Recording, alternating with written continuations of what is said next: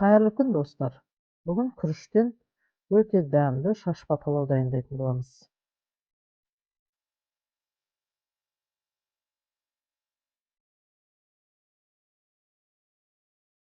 Әуелі май қойып қызып тұрған қазанға туралған пиязды салып, қызарғанша қуырамыз.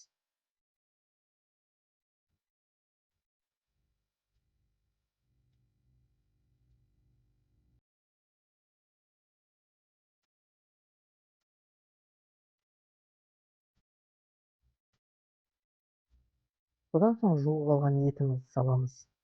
Араластырып отырып қуырамыз.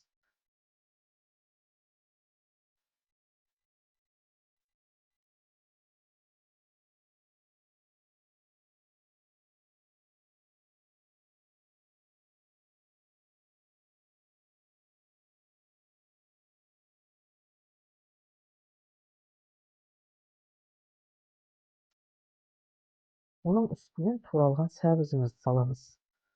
Араластырамыз. Содан кейін нутты саламыз.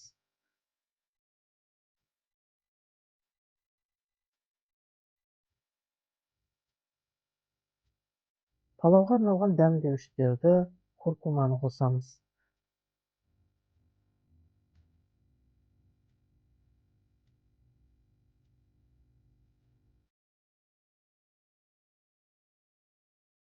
Араластырып, үстіне су құямыз. Баяу отта етіміз піскенше 50-60 минуттай қайнатамыз.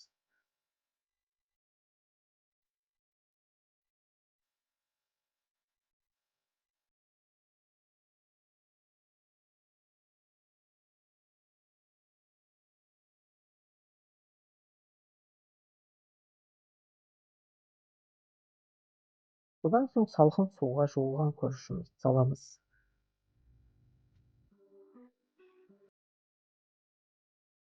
Қайнап жатқан күріштің ортасына бір бас сарымсақты орнатамыз.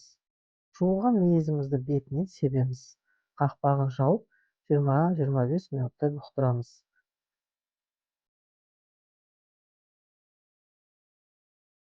Сарымсақты бөлек салып алып, палауымызды араластырамыз.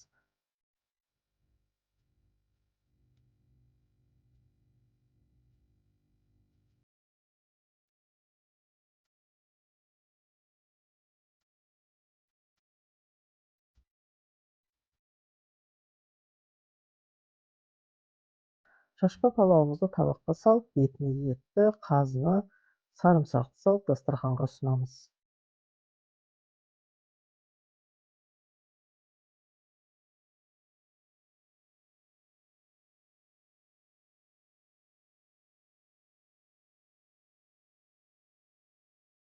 Міне, достар, өте дәмді шашпа палауымыз дайын болды. Міндетті түрде жасап көріңіздер.